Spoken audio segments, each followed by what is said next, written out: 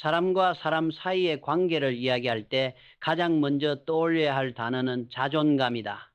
많은 이들이 인간관계의 기술을 묻곤 한다. 말을 잘하는 법, 눈치를 보는 법, 분위기를 주도하는 법. 하지만 이 모든 것은 한 가지 전제를 간과한다. 바로 누구나 자신이 중요하다고 느끼고 싶어 한다는 사실이다. 이 단순한 진실이 모든 인간 행동의 중심에 있다. 우리는 누군가에게 존중받지 못한다고 느끼면 곧바로 방어적으로 변하고 심지어 때론 공격적으로까지 변한다. 대접받지 못한다는 감정은 본능적인 생존 위협처럼 뇌를 자극하기 때문이다. 나는 예전에 한 남자의 이야기를 들은 적이 있다. 그는 한 여인과 대화를 나누던 중 그녀가 멍하니 딴 생각을 하며 잔을 집어드는 모습을 보았다. 그 순간 그는 자신이 무시당했다고 느꼈고 그 감정이 분노로 번져 극단적인 행동을 저질러 버렸다. 결과는 끔찍했다. 이 이야기가 다소 과장처럼 들릴지 몰라도 상처 입은 자존감이 사람을 이토록 비이성적이고 파괴적인 행동으로 내몰 수 있다는 사실을 단적으로 보여준다. 또 다른 사례도 있다. 어느 16세 소년이 편의점 직원이 자신의 외모를 놀렸다는 이유만으로 친구들을 끌어와 소란을 피운 사건이었다. 그는 단지 자신이 중요하다는 감각을 되찾고 싶었던 것이다. 그 어떤 논리나 이성도 자존감이 무너진 순간에는 무력해진다. 이렇듯 자존감은 모든 인간 행동의 원천적인 동기다. 인정받고 싶은 욕구가 좌절될 때 사람들은 쉽게 짜증을 내고 화를 내며 통제할 수 없는 행동으로 나아가기도 한다. 문제는 우리는 자주 이 사실을 잊고 상대를 몰아세우거나 무심하게 대한다는 점이다. 하지만 한번 무너진 자존감은 복구하기 어렵다. 그래서 나는 한 가지 황금률을 항상 마음에 새기고 있다. 절대 다른 사람의 자존감을 해치지 마라.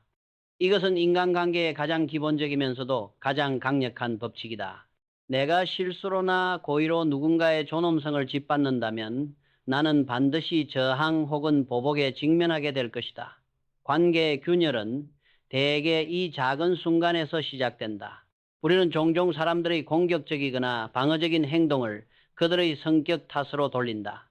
하지만 많은 경우 그것은 나쁜 성격이 아니라 인정에 굶주린 상태에서 비롯된다. 상대가 이상하다고 판단하기 전에 먼저 그들의 자존감이 상처 입지 않았는지 살펴볼 필요가 있다. 특히 리더나 부모 혹은 사업가와 같은 위치에 있는 사람일수록 이 감각을 민감하게 유지해야 한다. 왜냐하면 나 하나의 무심한 말이 누군가의 마음을 꺾고 팀 전체의 사기를 무너뜨릴 수 있기 때문이다. 결국 자존감을 지켜주는 것이 곧 인간관계를 지켜주는 일이다. 자존감을 이해한다는 것은 단순한 심리 지식이 아니다. 그것은 내가 누구와도 원만한 관계를 맺을 수 있는 출발점이다. 다른 모든 인간관계 기술들은 이 토대 위에서만 제대로 작동한다. 아무리 뛰어난 말솜씨와 협상술을 지녔다 해도 상대의 마음속 깊은 곳에 있는 인정받고 싶다는 갈망을 무시한다면 그 모든 기술은 헛수고가 된다. 관계는 기술이 아니라 감정으로 움직인다. 그리고 그 감정의 핵심에는 항상 자존감이 있다.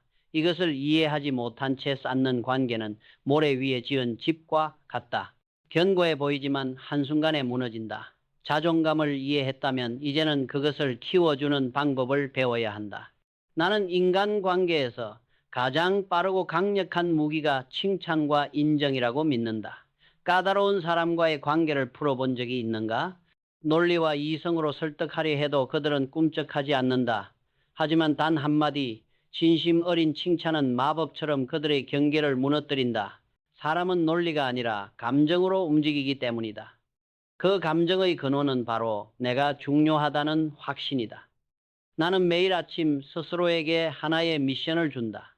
오늘 5명에게 진심으로 칭찬하자. 동료의 깔끔한 보고서를 언급하거나 친구의 새로운 헤어스타일을 칭찬하거나 가족의 작은 배려에 감사를 표하는 것처럼 사소한 것들이다. 이 습관은 단순해 보이지만 관계에 엄청난 변화를 가져왔다. 상대는 내가 자신을 주에 깊게 보고 있다고 느끼고 그 순간부터 마음을 연다. 심지어 처음에는 나를 경계하던 사람도 서서히 협력적이 된다. 이는 마치 배고픈 개에게 먹이를 주면 으르렁거리던 소리가 사라지고 꼬리를 흔드는 것과 비슷하다. 사람도 마찬가지로 자존감이 채워지는 순간 태도가 변한다. 이 원리를 가장 극적으로 체감한 사건이 있다. 과거 내가 건설회사를 운영하던 시절 지역개발 프로젝트의 승인을 얻기 위해 수많은 논리를 준비했었다. 경제적 이득, 지역사회 발전, 국가정책과의 부합성까지 완벽하게 정리했지만 담당자는 미동도 하지 않았다. 그러다 나는 방향을 바꿨다. 이 프로젝트가 성공하면 위원장님은 지역사회에서 명성을 얻게 될 것입니다. 단 한 문장이었다. 그 순간 그의 표정이 바뀌었고 프로젝트는 승인되었으며 추가 자원까지 지원받았다.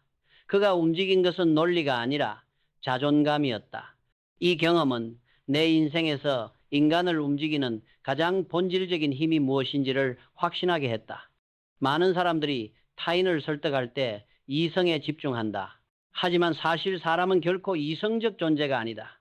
대부분의 결정은 감정에 의해 좌우되고 감정의 가장 깊은 층에는 자존감이 있다. 상대의 마음을 열고 싶다면 수십 개의 논리를 늘어놓기보다 단 한 번의 진심 어린 인정이 훨씬 효과적이다.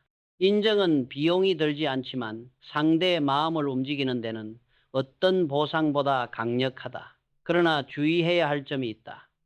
칭찬이 형식이 되면 오히려 역효과를 낸다. 사람은 진심인지 아닌지를 본능적으로 감지한다. 거칠에 같은 말로 자존감을 채우려 하면 상대는 오히려 모욕감을 느낀다. 그래서 나는 칭찬할 때 반드시 구체적으로 말하려고 한다. 수고했어요가 아니라 당신이 어제 회의에서 제시한 아이디어가 문제 해결에 큰 도움이 되었어요처럼 말이다. 진심과 구체성, 이 두 가지가 결합될 때 비로소 자존감이 자란다. 우리는 모두 누군가의 자존감을 키워줄 수 있는 힘을 가지고 있다. 이 힘을 의식적으로 사용하면 관계는 달라진다.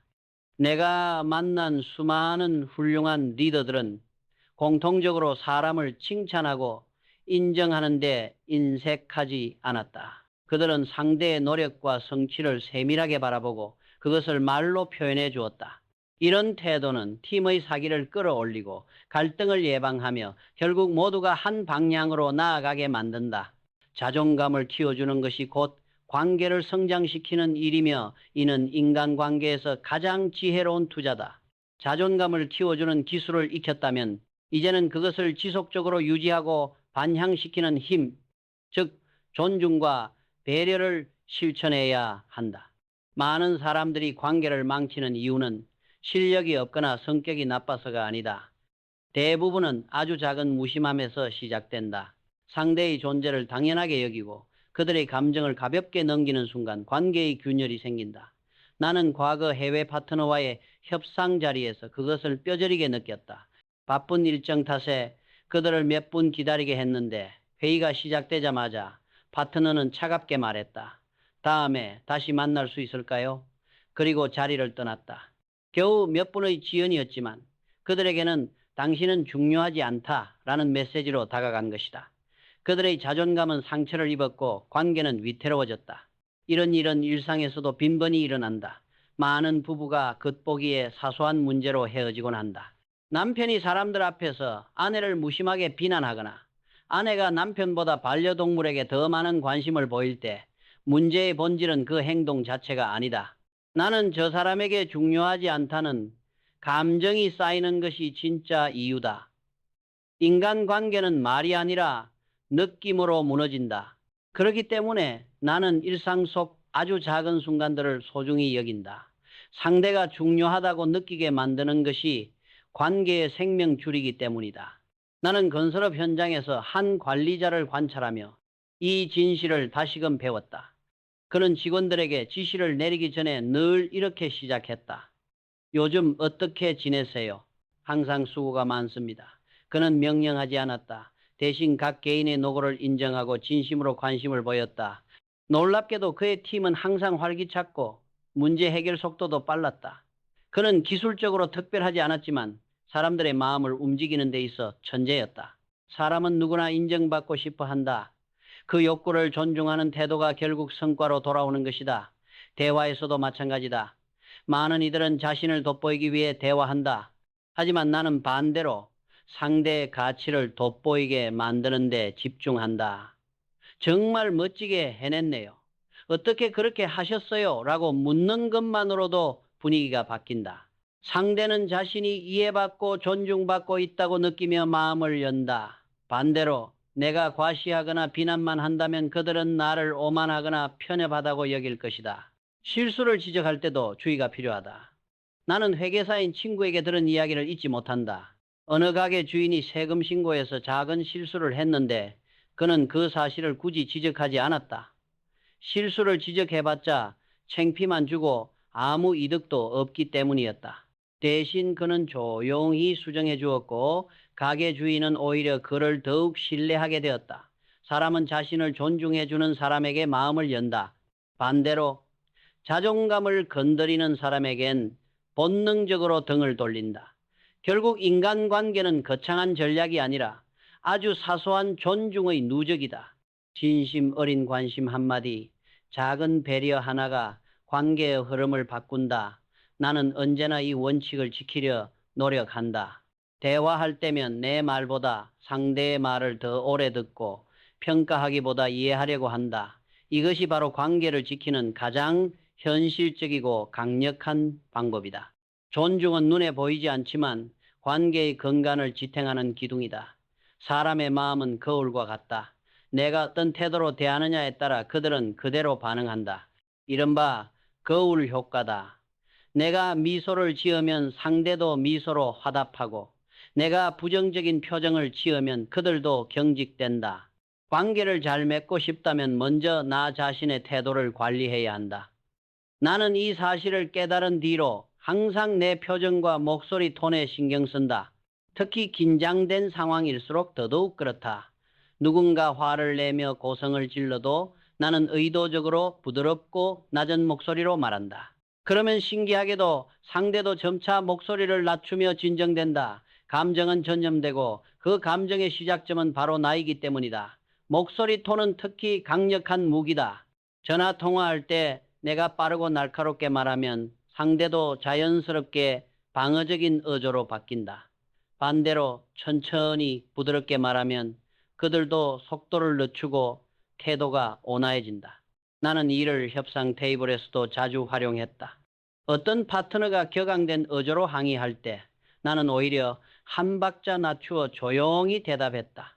잠시 후 그는 스스로 흥분을 가라앉히며 현실적인 대화를 시작했다. 많은 사람들이 설득력을 높이기 위해 목소리를 키우지만 진정한 설득력은 오히려 낮은 톤과 침착함에서 나온다. 내가 감정을 통제하는 모습은 상대에게 이 사람은 믿을 수 있다는 신호로 작용한다. 이런 태도의 힘을 가장 극적으로 보여주는 것이 바로 자신감이다. 자신감은 감정 중에서도 가장 강력하게 전염된다. 나는 한 역사적 지도자의 이야기를 기억한다. 그는 반대하는 군중 앞에서 결코 물러서지 않았다.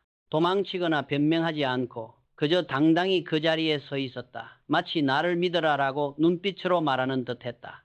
그 확고한 태도는 결국 사람들의 분노를 누그러뜨리고 지지를 이끌어냈다. 이처럼 자신감은 논리나 말보다 훨씬 빠르게 사람들의 마음을 바꾼다.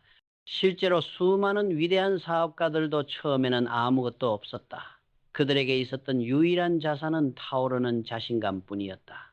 나는 호텔 체인 창업자나 자동차 회사 창립자들의 초기 이야기를 읽으며 공통점을 발견했다. 모두가 실패의 공포를 안고 있었지만 그들은 나는 할 수 있다는 확신으로 행동했다.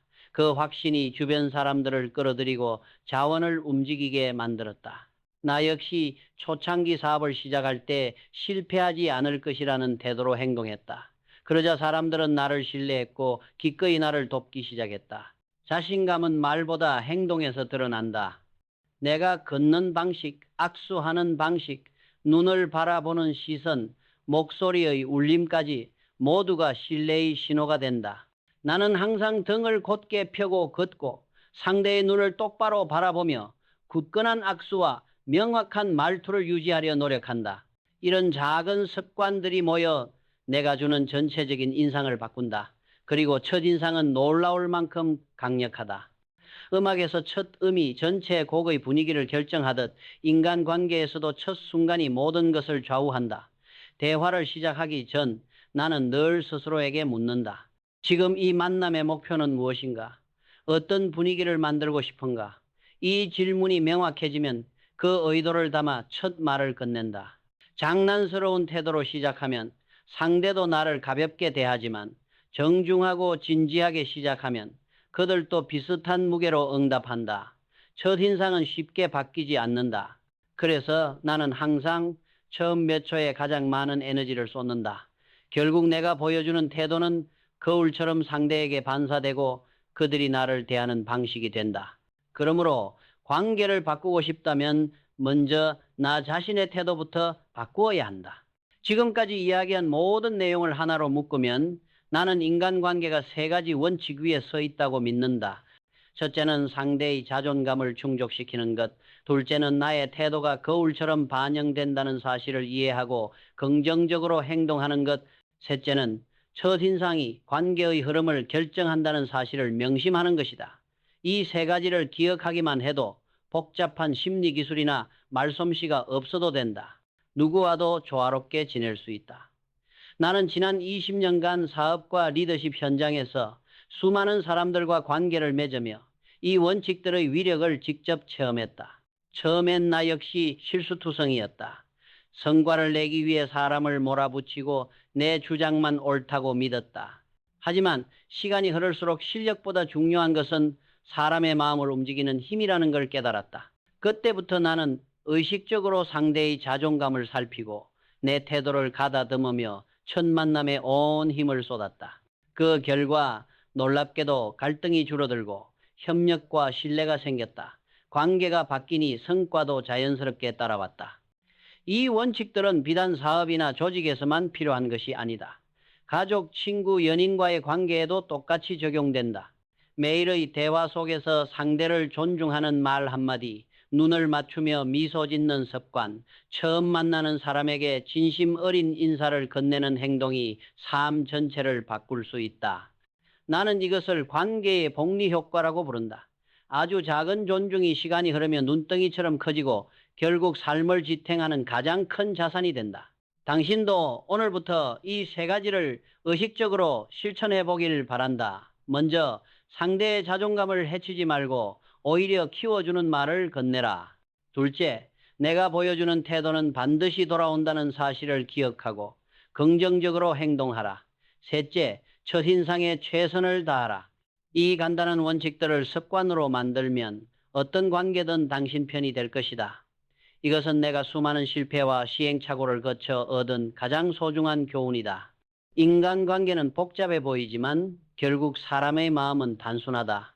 인정받고 싶고 존중받고 싶고 중요한 존재로 여겨지고 싶을 뿐이다. 당신이 누군가에게 그런 감정을 줄 수 있다면 그들은 기꺼이 당신 곁에 머물 것이다. 지금 이 이야기가 당신의 삶과 일에 조금이라도 도움이 되길 바란다.